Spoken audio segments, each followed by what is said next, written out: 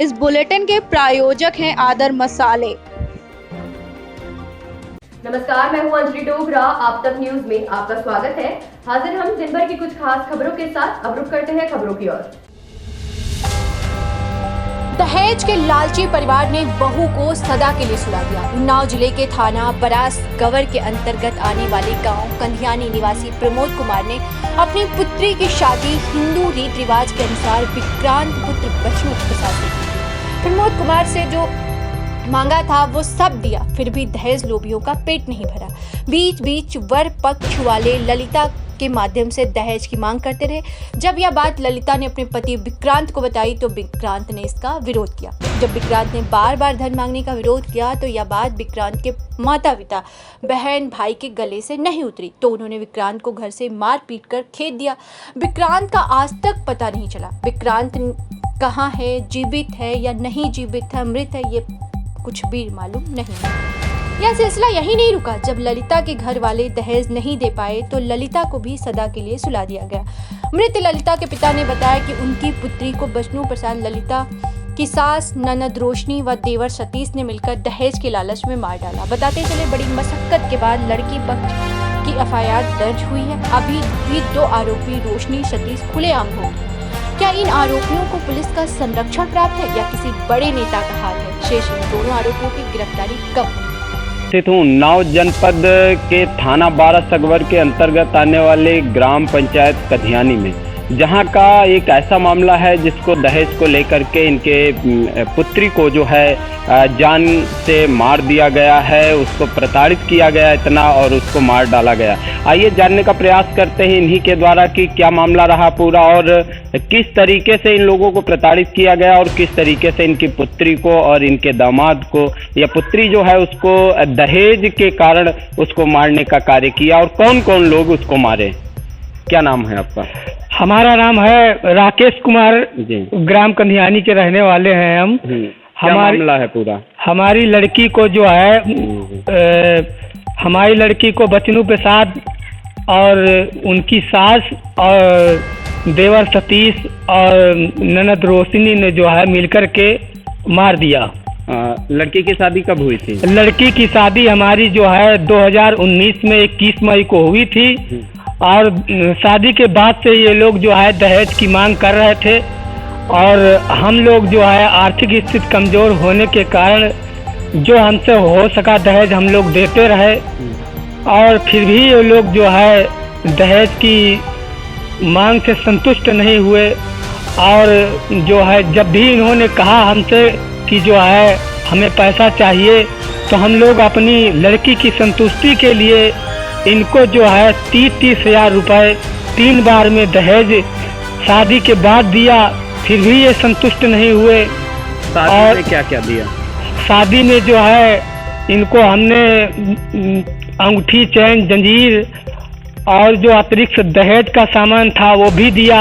20 हज़ार नगद कैश दिए और गाड़ी के लिए जो है 60 हज़ार रुपये नगद कैश जो है चुरा के इनको दिए हम कि हमारी लड़की की जो है ठीक से रखें और सकुशल जो है उसकी ज़िंदगी लाइफ बर्बाद नहीं हो।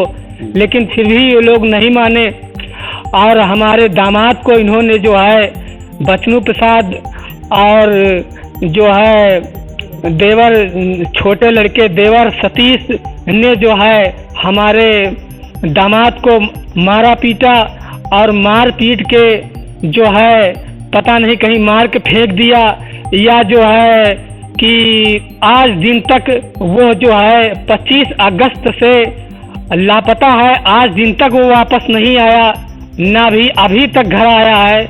और उसके बाद से किसी तरीके से किसी से संपर्क फोन से किसी तरीके से हम लोगों ने बातचीत किया इनसे, लेकिन जो है उसका आज दिन तक पता नहीं लगा।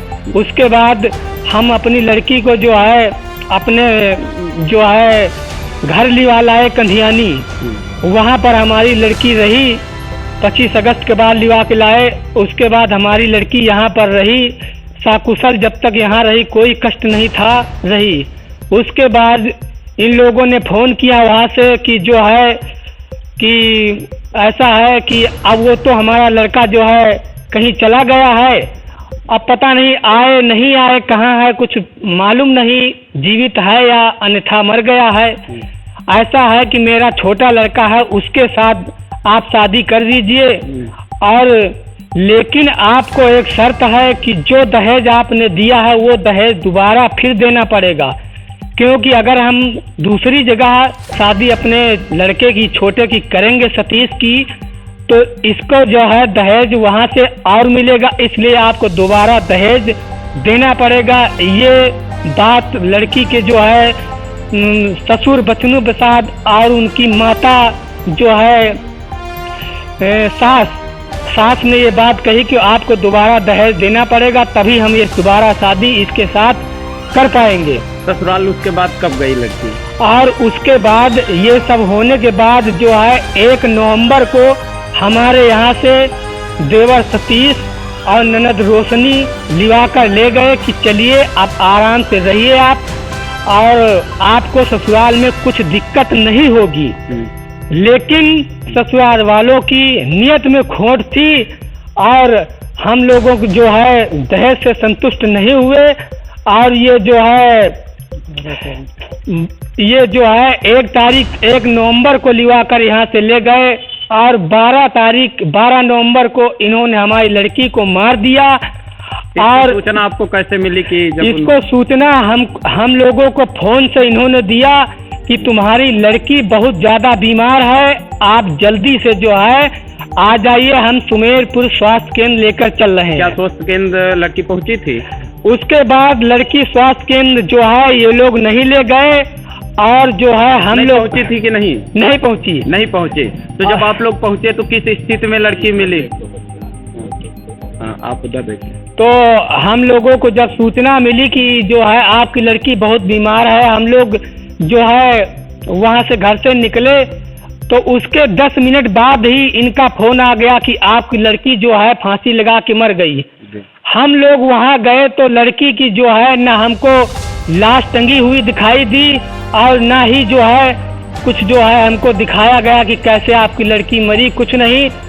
और इन लोगों ने जो है लाश को जो है हम जब वो 10 मिनट बाद फोन आया कि आपकी लड़की जो है फांसी लगा के मर गई, हम लोग जब यहाँ से ये सूचना आई तो तुरंत वहाँ पर जाके पहुँचे, तो देखा कि लड़की की लाश उनके दरवाजे पर बरामदे पर जो टीन का छत छाया हुआ है उसके नीचे लिटाए हुए थे, और उसके शरीर में जो है और सिर में गंभीर चोटें थी, मारने के निशान थे। और हम लोग जो है जब वहाँ देखा कि फांसी का कोई यहाँ पर वही नहीं है, इसके मारने के चोट के निशान है, तो हम लोग जो है वहाँ से लड़की की लाश देखा कि ये लिटाए हैं, तो हम लोग थाना आए। वहाँ FIR हमारी लिखी नहीं गई। रात 10 बजे FIR किसी तरह जो है लिखी गई, और कौन सा थाना पड़ता है? कौन सा? 12 सगवर थाना पड़ता है जो है। तो वहाँ पर हम लोगों ने FIR दर्ज करा। FIR दर्ज करते करते हमें 10 बजे गया रात को, फिर भी जो है FIR इन्होंने नहीं लिखी। फिर हम वापस जो है वहाँ पर लड़की के ससुराल रामनेर गए, तो वहाँ देखा कि लड़की की लाश नहीं थी, और जो है हम लोगों ने पूछा कि हमारी लड़की की लाश क्या हुई, तो इन लोगों ने जो है देवर सतीश और रोशनी और सास और जो है बचनू प्रसाद ससुर ने बताया कि आपकी जो है लड़की की जो है बॉडी वो पोस्टमार्टम को गई है, आप लोग वहाँ कल मिलना।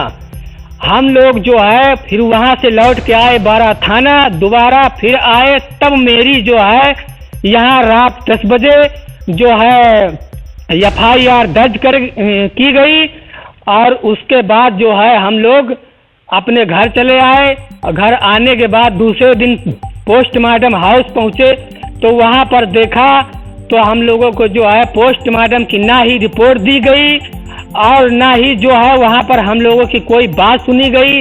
हम लोगों ने कहा कि हमारी लड़की की जो डेड बॉडी है PM करने के बाद दे दी जाए, लेकिन बॉडी भी हमें नहीं दी गई।